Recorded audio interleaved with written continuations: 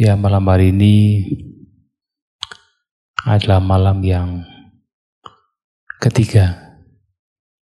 Anda sekalian mengikuti retreat meditasi.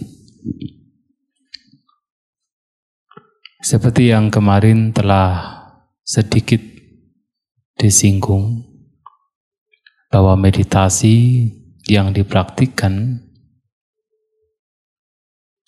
adalah seperti seseorang yang menggunakan rakit. Ia menggunakan rakit, tetapi rakit tersebut hanya digunakan untuk menyeberang tanpa harus kemudian digenggam atau dipanggul. Seperti itu meditasi yang kita lakukan juga demikian. Kita menggunakan apapun instrumen yang kita butuhkan dalam bermeditasi tanpa harus kita melekatinya. Tidak hanya terhadap apapun fenomena yang muncul. Dalam bermeditasi banyak sekali fenomena yang pasti muncul. Tetapi bahkan terhadap objek meditasi itu sendiri, itu juga harus dilihat secara sama. Digunakan tanpa harus melekatinya. Maka dalam meditasi ini, sikap batin terhadap apapun fenomena adalah menyadari, mengetahui, tanpa harus melekatinya. Hal ini disebabkan karena kelekatan atau kemelekatan terhadap apapun pasti menimbulkan penderitaan. Bahkan termasuk kemelekatan terhadap hal-hal yang menyenangkan. Termasuk pula pada saat kita bermeditasi, barangkali ada satu momen di mana meditasinya tenang. Meditasinya damai, pikiran tidak kacau. Kalau kemudian kondisi demikian juga dilekati, maka ujung-ujungnya penderitaan juga muncul. Karena ketika kemudian yang tadi dilekati ternyata tidak muncul lagi, mencari-cari, dan penderitaan pasti muncul. Mengapa tidak ada satupun fenomena yang kita alami, kita lihat dalam bermeditasi, tidak seharusnya dilekati, karena sesungguhnya apapun fenomena yang ada, itu semua adalah tidak kekal. Semua berubah. Baik yang tidak menyenangkan maupun yang menyenangkan, semua itu berubah. Dan itu akan terlihat dengan lebih jelas pada saat kita bermeditasi. Pada saat tidak bermeditasi, ada perubahan. Sebenarnya perubahannya juga sama, setiap momen berubah. Akan tetapi tidak terlihat dengan jelas. Hanya pada saat bermeditasi, kita bisa melihat, oh ternyata berbagai macam perasaan dalam meditasi, sebentar kita bahagia. Sebentar kemudian kita merasakan ketidaknyamanan. Sebentar kita terkonsentrasi. Sebentar kemudian pikiran kita kacau. Ketidakkekalan akan terlihat dengan jelas dengan kita melihat ke dalam batin kita dalam bermeditasi. Itulah kenapa tidak ada satupun fenomena yang layak, yang patut untuk dilekati. Nah, kita sebagai manusia, kalau kita mau mengurai ke dalam diri kita, kita terbentuk atas 5 hal, 5 faktor, atau 5 gugusan. Kalau dilihat secara global, dari dua faktor, yaitu batin dan jasmani. Kalau kemudian dilihat secara lebih detail, kita ini terdiri dari 5 gugusan. Jasmani adalah 1, sedangkan batin terdiri dari 5. Ada perasaan, ada persepsi, bentuk-bentuk pikiran, dan juga kesadaran, yang adalah batin yang mengetahui. 5 hal ini, kalau kita perhatikan, kita selidik ke dalam 5 hal ini. Yang pertama adalah jasmani kita. Jasmani kita per bagian tidak ada satupun yang sifatnya adalah kekal. Jasmani kita selalu mengalami perubahan. Kita lahir, tumbuh, menjadi dewasa, menjadi tua, pada akhirnya kita mati. Kita dulu kuat, tetapi lama-kelamaan menjadi rapuh.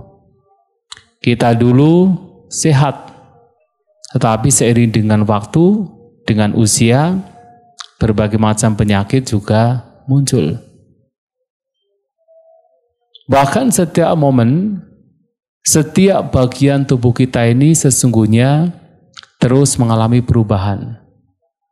Tidak ada satupun yang terlihat sebagai kekal, sebagai abadi. Semua berubah. Dan tidak hanya jasmani, perasaan. Kita mengalami berbagai macam perasaan yang muncul dari 6 indera kita. Kita melihat muncul perasaan menyenangkan, tidak menyenangkan, dan perasaan netral atau perasaan yang biasa. Mendengar suara juga memunculkan perasaan menyenangkan, tidak menyenangkan, dan perasaan biasa, perasaan netral. Demikian pula saat membaui, saat merasakan menggunakan lidah, bersentuhan, dan ketika berpikir, berbagai macam perasaan itu muncul. Dan perasaan-perasaan ini sifatnya juga berubah-ubah. Apakah perasaan yang bersifat duniawi atau perasaan yang sifatnya lebih unggul lagi dari duniawi? Juga sifatnya berubah. Seperti apa? Pada saat kita melihat objek menggunakan mata, mungkin muncul perasaan yang tidak menyenangkan. Perasaan yang demikian adalah perasaan yang sifatnya duniawi. Melihat objek dengan mata, muncul perasaan tidak menyenangkan. Ketika objek tersebut memang tidak sesuai dengan keinginan, muncul perasaan yang tidak nyaman, perasaan yang tidak menyenangkan. Kemudian pada saat muncul demikian ada perenungan. Ini pun juga tidak kekal. Ini pun juga berubah. Ini pun juga tidak bisa dipertahankan. Tidak selamanya bersama dengan saya. Dan ketika ada perenungan demikian, dan ini adalah perenungan yang baik, mungkin di sana akan memunculkan perasaan yang menyenangkan. Yang sebenarnya perasaan yang seperti ini jauh lebih unggul ketimbang perasaan yang tadi tidak menyenangkan atau bahkan yang menyenangkan tetapi hanya sekadar duniawi, sekadar karena melihat bentuk tanpa ada perenungan yang bijak. Dan perasaan menyenangkan yang muncul karena perenungan yang bijak demikian, itu adalah perasaan yang lain. Dan itu sifatnya lebih unggul. Itu disebut niramisa. Niramisa widana, perasaan yang bukan lagi duniawi. Dan itu baik. Tetapi nyatanya perasaan demikian juga sifatnya tidak kekal. juga berubah. Jadi tidak hanya yang yang sifatnya duniawi, entah itu menyenangkan, tidak menyenangkan ataupun netral, bahkan perasaan yang muncul karena perenungan juga sifatnya berubah, tidak kekal, tidak bisa dipertahankan. Ketika ada perenungan itu baik, tetapi banyak waktu di mana tidak memunculkan perenungan yang baik. Dan karena itu muncullah berbagai macam perasaan yang sifatnya masih duniawi. Dan apapun itu, perasaan-perasaan ini sifatnya adalah tidak kekal, berubah, tidak bisa dipertahankan. Dan tidak hanya perasaan, persepsi, itu juga sifatnya berubah. Apalagi sebenarnya persepsi ini atau gambaran-gambaran atau batin yang mengenali objek itu muncul karena perasaan. Sesungguhnya pada saat ada perasaan, di situ ada pengenalan, batin mengenali objek tersebut.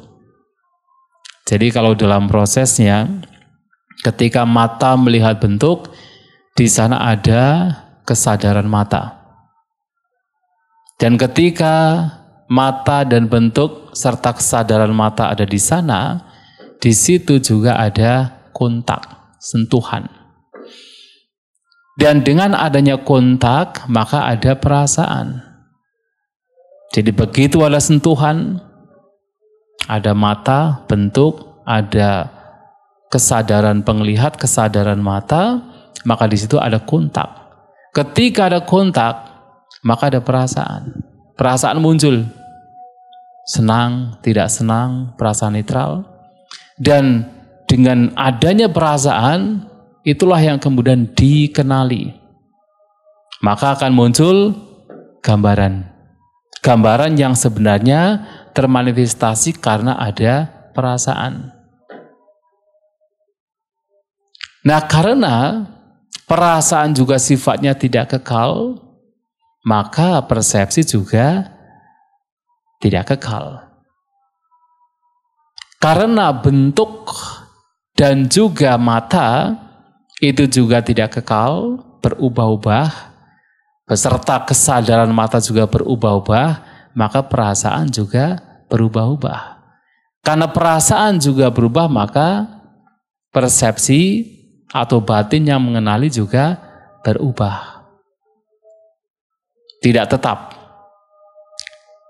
Dan tidak hanya persepsi, bahkan bentukan-bentukan pikiran itu juga sifatnya berubah-ubah. Jadi yang keempat yang membentuk kita sebagai manusia adalah bentukan-bentukan pikiran. Atau seringkali juga disebut bentukan-bentukan batiniah. Kenapa? Yang mengikuti kesadaran, mengikuti batin yang mengetahui, maka disebut bentukan-bentukan batinnya. Atau pikiran-pikiran kita, berbagai macam pikiran kita. Keserakahan, kebencian, arogansi, kemelekatan, termasuk yang baik-baik, perhatian, keyakinan, konsentrasi, cinta kasih, kasih sayang. Itu semua adalah bentukan-bentukan pikiran. Dan apakah itu juga sifatnya tetap, sifatnya kekal, tidak berubah? Itu juga sifatnya tidak kekal, tidak berubah. Sifatnya berubah, ya. Dan kita bisa melihat dalam meditasi, dan itu jelas sekali. Berbagai macam bentuk pikiran muncul, datang silih berganti. Bahkan kondisi batin, bentukan-bentukan pikiran itu juga berubah-ubah, yang tadinya terkonsentrasi menjadi kacau. Yang tadinya penuh dengan perhatian, perhatian juga hilang. Yang tadinya bisa dilihat secara bijak, lama-kelamaan yang muncul adalah pikiran-pikiran yang entah itu pikiran apa. Melamun, berpikir-pikir, kacau, gelisah. Bentukan-bentukan pikiran ini berubah-ubah, tidak tetap, tidak permanen. Dan tidak hanya bentukan-bentukan pikiran. Gugusan yang kelima, kelompok yang kelima, yaitu batin yang mengetahui. Kalau dalam Dhamma disebut vinyana, yang kemudian diterjemahkan dalam bahasa Inggris consciousness, dan kemudian dalam bahasa Indonesia diterjemahkan sebagai kesadaran. Tapi sebenarnya adalah batin yang mengetahui. Nah, batin yang mengetahui ini juga sifatnya tidak kekal. Mengapa tidak kekal? Karena perasaan juga tidak kekal, persepsi tidak kekal, bentukan-bentukan pikiran tidak kekal. Maka kesadaran atau batin yang mengetahui ini juga sifatnya tidak kekal. Karena ini bisa muncul ketika ada 4 gugusan lainnya. Paling tidak ada 3 gugusan yang pertama. Jadi yang namanya batinnya mengetahui itu akan muncul kalau ada 4 gugusan yang pertama. Atau setidaknya 3 gugusan, yaitu perasaan, persepsi, bentukan-bentukan pikiran. Kenapa saya mengatakan 4? Karena terkadang di situ harus ada objek yang sifatnya adalah jasmaniah. Termasuk objek bentuk yang terlihat oleh mata, itu kan jasmaniah. Objek telinga, yaitu suara, itu jasmaniah. Maka ada yang sifatnya jasmaniah, kemudian ada landasan indera, maka di situ akan muncul kesadaran. Atau ada batin itu sendiri, ada objek yang sifatnya batiniah, bentukan-bentukan pikiran yang menjadi objeknya, maka muncul juga kesadaran pikiran. Maka 3 gugusan yang pertama.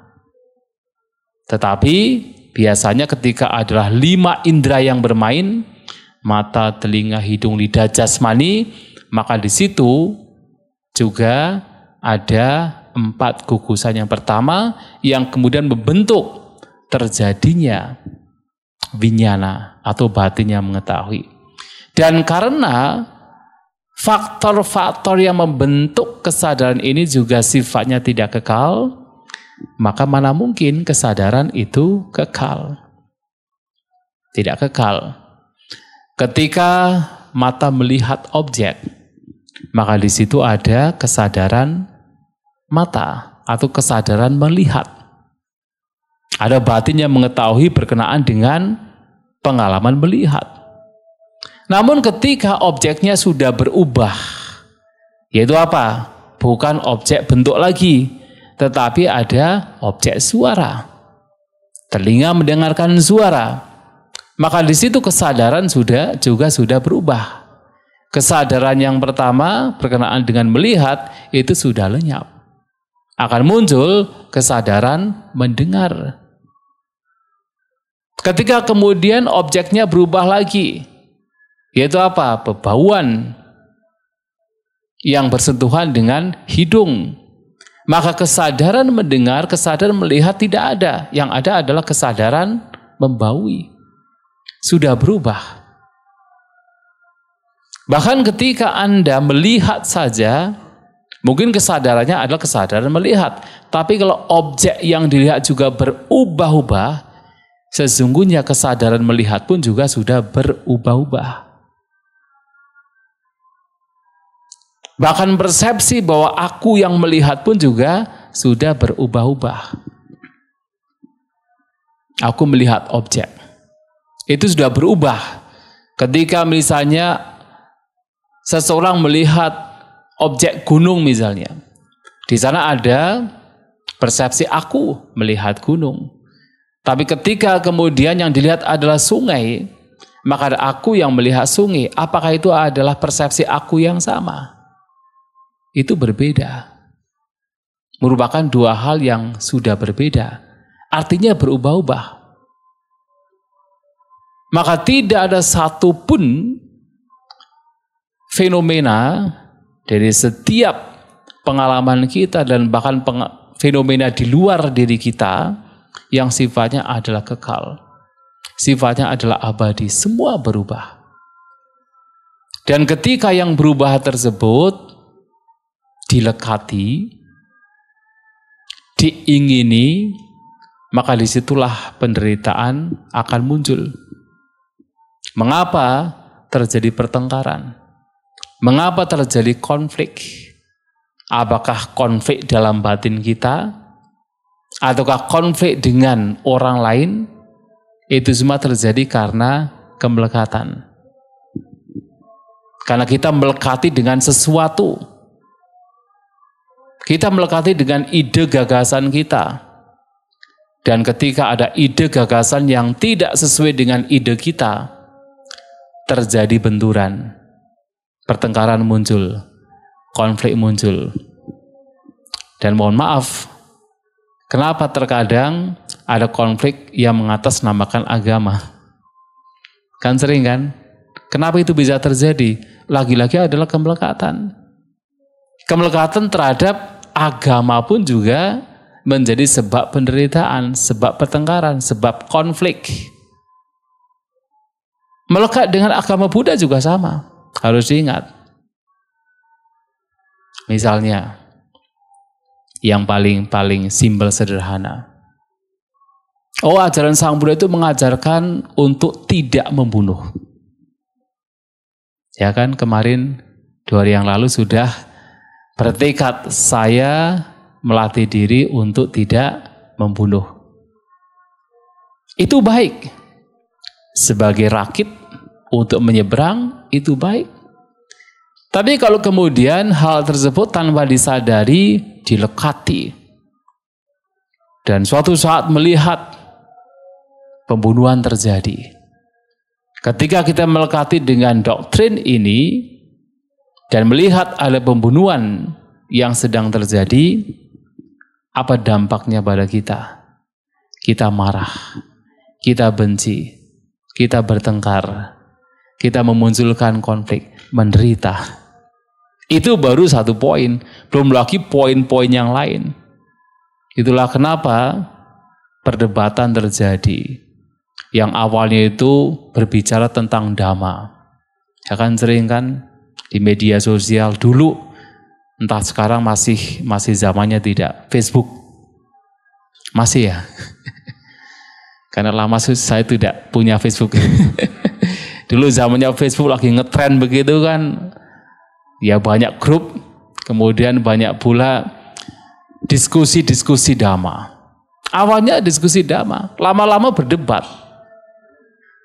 Lama-lama saling menyalahkan, bertengkar. Tanpa disadari karena apa? Kemelekatan. Itulah kenapa Sang Buddha menyampaikan kulu pamang bikawi damang desisami. Wahai para biku, saya mengajarkan dhamma seperti rakit. Nagahana taya tarana taya, bukan untuk digenggam, hanya sekedar untuk menyeberang.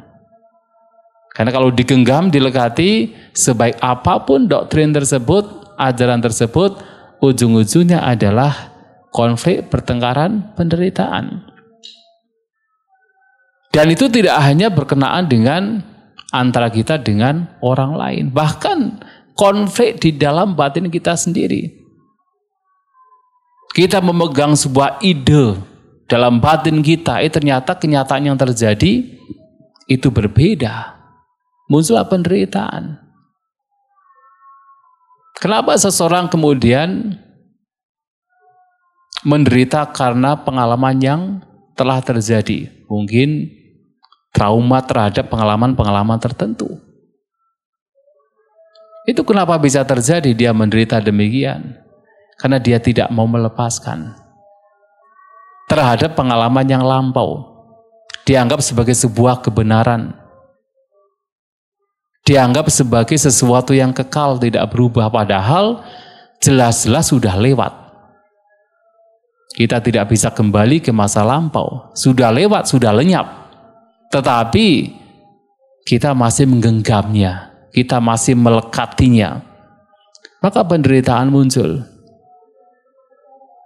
Oleh sebab itu, melihat ketidakkekalan dalam semua hal, semua fenomena, tidak ada satupun tanpa terkecuali. Maka kita dalam bermeditasi melatih batin untuk bagaimana menyadari, mengetahui objek tanpa harus melekatinya. Termasuk bahkan nafas itu sendiri digunakan, tetapi tidak dilekati. Objek yang diperhatikan digunakan, tapi tidak dilekati. Karena melekati terhadap apapun, pasti dampaknya adalah menderita terhadap apapun. Entah yang kelihatan maupun yang tidak kelihatan. Melekat dengan yang kelihatan seperti apa? Melekat dengan hartamu, dengan keluargamu. Yang kelihatan. Yang tidak kelihatan, ide, gagasan. Apapun jenis kemelekatan, itu pasti akan membawa kepada duka penderitaan. Maka meditasi adalah mengajarkan kita bagaimana menyadari objek, mengetahui objek, tetapi di saat yang sama kita melatih batin untuk membiarkan itu muncul, tapi juga membiarkan itu lenyap. Tidak ada kelekatan. Kalaupun kita memegang objek, itu hanya sebagai sarana saja.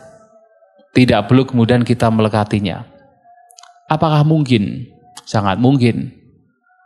Seperti Anda pada saat mengaduk secangkir kopi menggunakan sendok.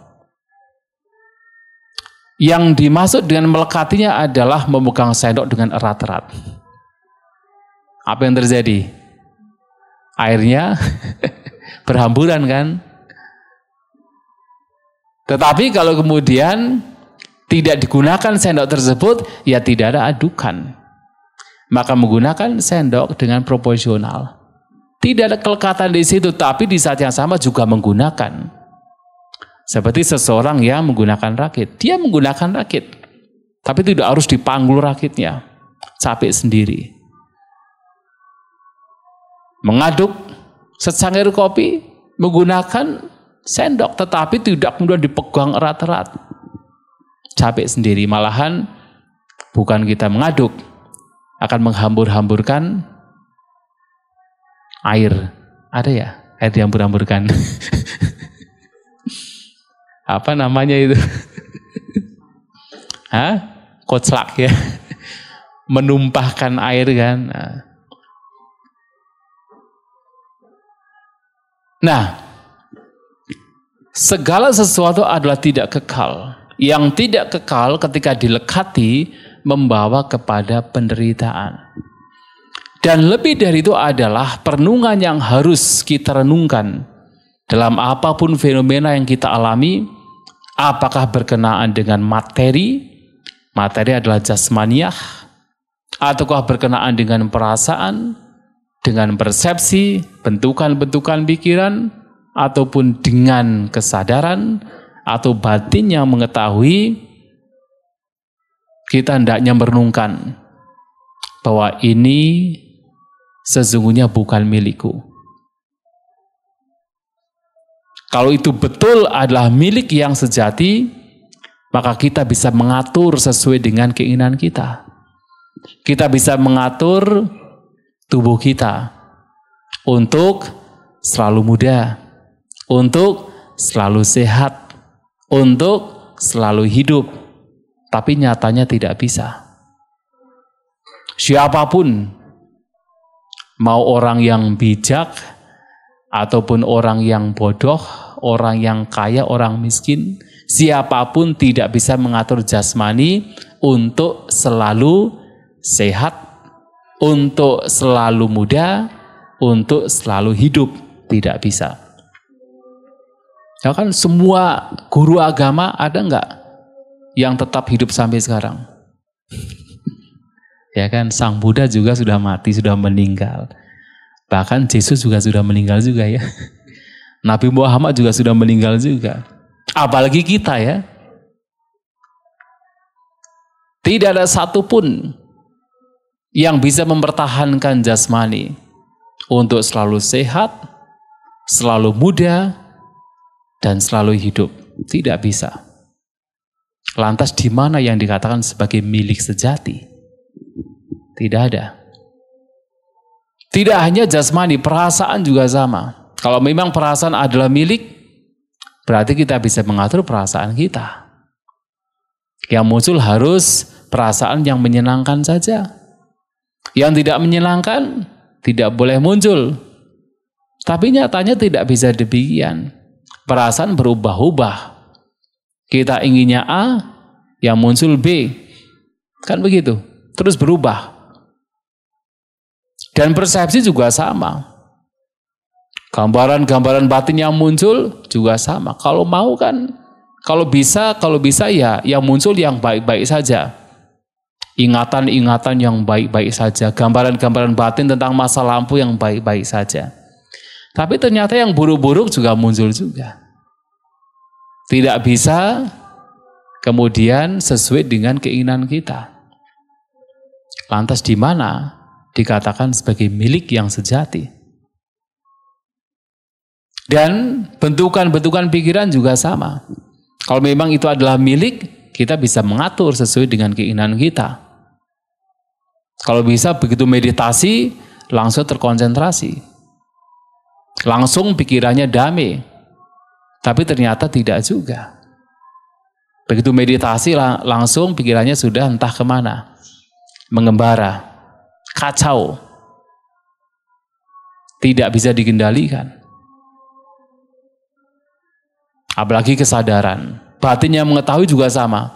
Tidak bisa sesuai dengan keinginan kita. Berubah-ubah terus. Bisa tidak Anda hanya mempertahankan kesadaran mata saja, melihat terus begini? Gak bisa ya. Tahu-tahu ada suara, terdengar juga. Kesadaran juga sudah berubah. Tahu-tahu ada bau yang muncul, sudah berubah juga kesadaran.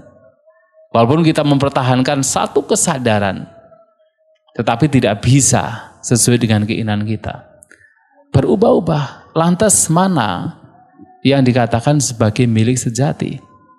Padahal kita manusia hanya terdiri dari ini saja. 5 gugusan saja. Nggak ada sesuatu yang di luar itu. Tapi semuanya sifatnya berubah. Tidak ada yang kekal, tidak ada yang abadi. Nah, maka perenungannya adalah bahwa ini bukan sebagai milik. Mengapa ini penting? Sekali lagi, karena ketika kita beranggapan sesuatu sebagai milik, itu adalah bentuk kemelekatan. Dan ketika kemelekatan terjadi, penderitaan muncul. Nah, kebenaran yang sebenarnya adalah bukan milik. Tidak ada yang dikatakan sebagai milik sejati. Akan tetapi, ada kebenaran yang muncul karena kesepakatan. Yang juga harus dihargai, harus diapresiasi. Karena kalau tidak dihargai, tidak diapresiasi, dunia akan menjadi kacau. Betul tidak? Ini bukan punya istri. Punya kan? Karena kalau saya mengatakan ini bukan istriku, saya nggak punya istri masalahnya. Misalnya Bapak punya istri, ini bukan milikku. Yang lain datang, diambil misalnya. Kan dunia kacau. Ini bukan rumahku. Oh, langsung orang lain datang, menempati rumah tersebut. Kan dunia kacau. Nah, kebenaran yang sifatnya kesepakatan ini juga harus dihargai, harus digunakan, tidak ditinggalkan.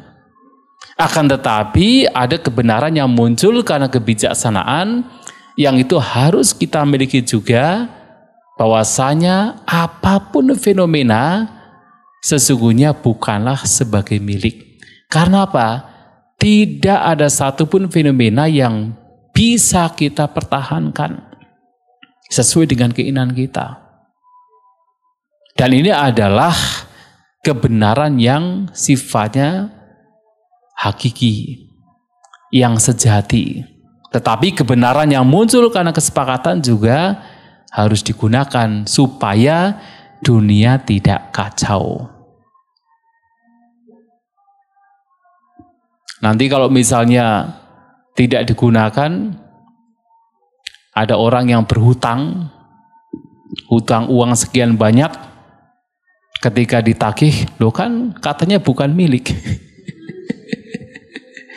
Apa nggak repot? Akan kacau.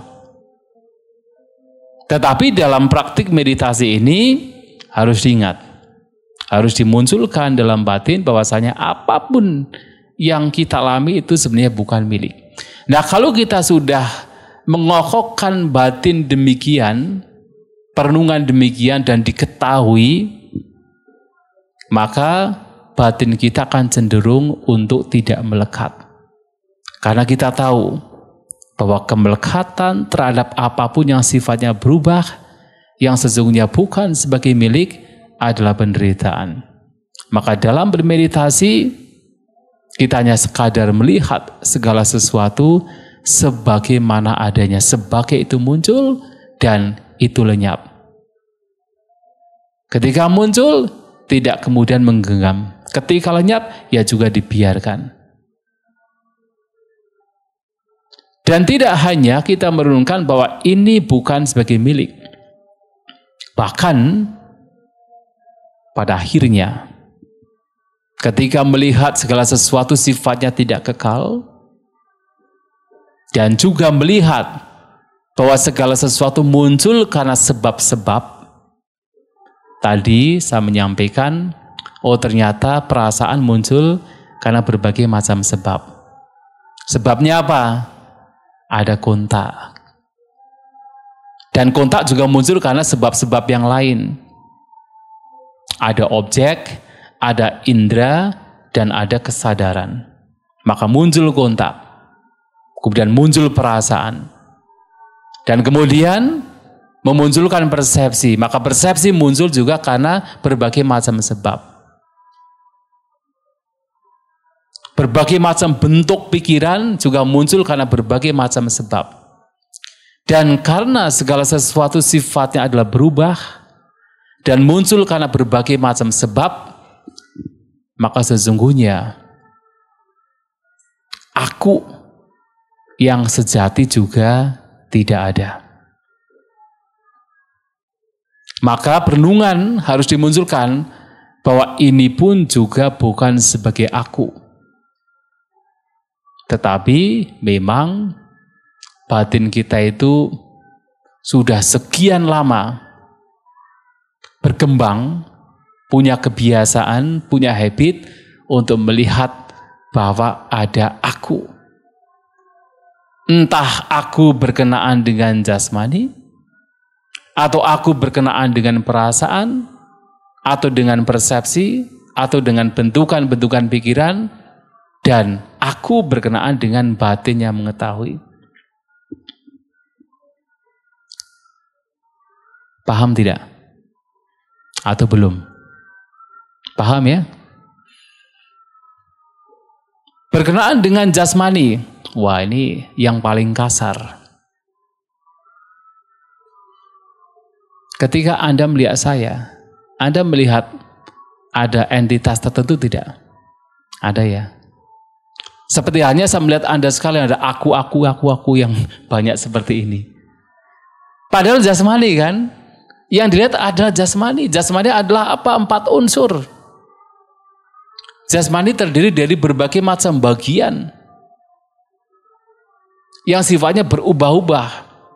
Tapi begitu bergabung, berkelompok, membentuk satu bentuk jasmani, satu tubuh, kemudian memunculkan persepsi, ada aku di sana, ada aku di sini.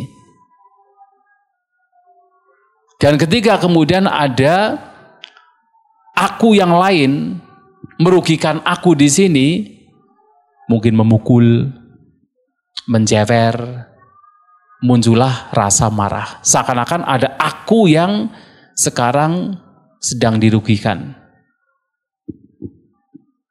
Itu baru jasmani. Aku sebagai jasmani, sebagai aku. Belum lagi adalah perasaan. Memunculkan berbagai macam persepsi aku berkenaan dengan perasaan. Ketika Anda merasakan, merasa senang, tidak senang, merasa biasa-biasa, seakan-akan ada aku di sana.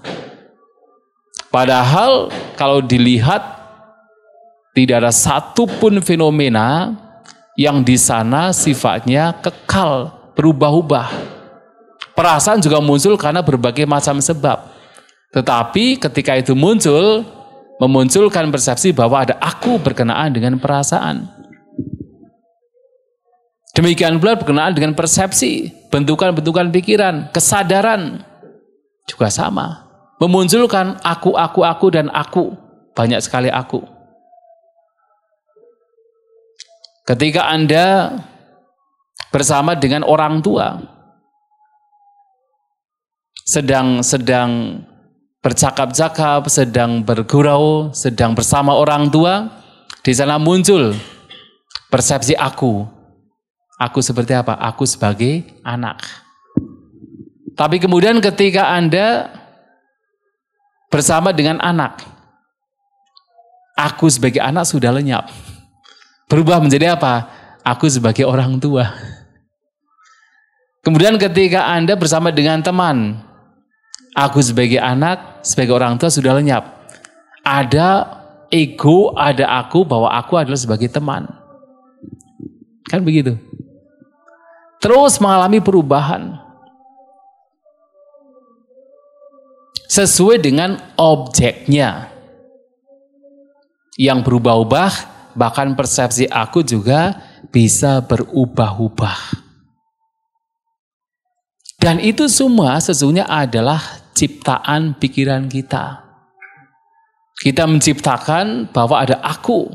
Padahal setelah dilihat ke dalam batin, semuanya berubah. Anda bermeditasi melihat ke dalam batin, semuanya mengalami perubahan. Bahkan aku berkenaan dengan batin yang mengetahui juga berubah-ubah. Pada saat bermeditasi mungkin Anda merasakan bahwa ada aku yang sedang melihat objek. Ya, ada ya. Seakan-akan ada yang sedang melihat objek, melihat nafas, melihat berbagai macam pengalaman. Tapi sebenarnya itu juga muncul karena berbagai macam faktor. Dan ketika pengalaman-pengalaman itu berubah-ubah, maka persepsi aku pun juga sebenarnya sudah berubah-ubah. Tidak tetap, tidak kekal. Maka aku yang sejati sebenarnya tidak ada. Yang adanya sekadar fenomena. Fenomena yang tidak lain adalah jasmani, perasaan, persepsi, bentukan-bentukan pikiran, dan kesadaran atau batin yang mengetahui. Dan itu pun juga sifatnya berubah-ubah, muncul lenyap, muncul lenyap, muncul lenyap. Dan kemunculannya itu muncul karena berbagai macam faktor. Tidak bisa berdiri sendiri. Kalau satu faktor saja tidak ada, maka tidak ada kemunculan sesuai dengan apa yang sedang dialami. Sebagai contoh adalah kita melihat objek dengan mata, muncullah kesadaran mata. Tapi sesungguhnya kesadaran mata ini muncul karena berbagai macam penyebab, berbagai macam faktor. Faktornya apa? Ada objek yang berada di wilayah di mana mata bisa melihat. Ada mata, indera mata yang tidak rusak. Ada perhatian. Ketika ketiganya ini muncul, maka muncul kesadaran melihat. Coba, seumpama ada mata, matanya sehat, tidak rusak, ada perhatian, tapi objeknya tidak berada di wilayah di mana mata bisa melihat. Kira-kira ada tidak kesadaran mata melihat objek tersebut. Tidak ada. Atau misalnya ada objek atau bentuk yang mana berada di wilayah di mana mata bisa melihat. Ada perhatian, tapi mata kita rusak. Ada tidak kesadaran mata berkenaan dengan objek tersebut? Tidak ada. Atau ada objek, mata juga tidak rusak, tapi tidak ada perhatian. Mungkin pikirannya lagi melamun. Ada tidak kesadaran mata berkenaan dengan objek tersebut? Tidak ada. Maka bahkan melihat objek itu muncul karena berbagai macam faktor. Tetapi kemudian membentuk sebuah persepsi bahwa aku sedang melihat. Sehingga aku ini muncul karena apa? Karena faktor-faktor ini. Ketika faktor-faktornya satu saja tidak terpenuhi, maka tidak ada aku yang sedang melihat objek tersebut. Dan kemudian ketika itu lenyap, maka itu pun juga lenyap. Berubah menjadi misalnya mendengarkan suara. Seakan-akan ada aku yang sedang mendengarkan suara. Dan akan terus demikian. Maka sebenarnya kalau kita selidik ke dalam, aku yang sejati yang mana? Tidak ada. Tidak ada. Karena segala sesuatu sifatnya berubah. Dan segala sesuatu muncul karena berbagai macam sebab. Tidak bisa berdiri sendiri. Dan sebab-sebabnya juga mengalami perubahan. Maka ada sebuah ungkapan. Ketika kita pergi di pagi hari menyeberang sungai. Kemudian kita di sore hari juga menyeberang sungai yang sama. Tetapi kemudian tidak bisa dikatakan bahwa kita menyeberang sungai yang sama. Kenapa? Karena sungai tersebut sudah berubah. Aliran sungainya sudah bukan yang seperti tadi pagi. Sore hari itu sudah berubah. Tetapi karena ketidaktahuan seakan-akan kita menyeberang di sungai yang sama. Padahal itu tidak sama. Dan sesungguhnya yang sudah berubah tidak hanya sungainya saja, tetapi pepohonan, tumbuhan yang berada di situ juga sudah berubah. Bahkan yang menyeberang pun juga sudah berubah. Orang yang berada di pagi hari dengan yang di sore hari itu sudah bukan yang sama, sudah berubah. Sudah mengalami perubahan. Tetapi masalahnya adalah persepsi kita menciptakan ada sesuatu yang kekal, yang tidak berubah.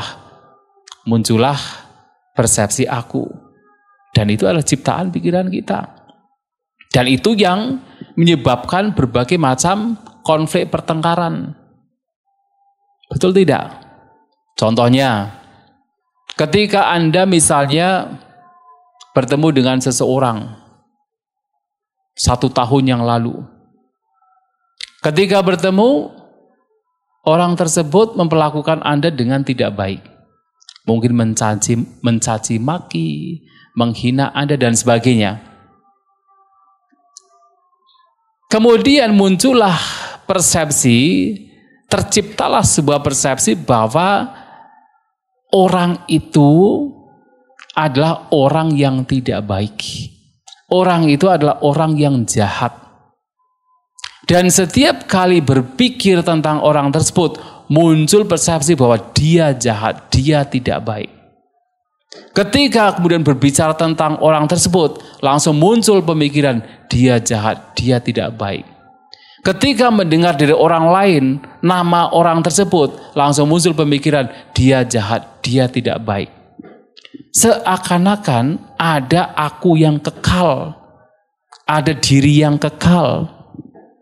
Padahal itu sudah kejadian 1 tahun yang lalu. Dan sejak itu orang tersebut sudah berubah-ubah. Mungkin ketika kita berpikir, oh dia orang jahat, ternyata lagi meditasi. Ya kan? Ternyata lagi ke tempat ibadah.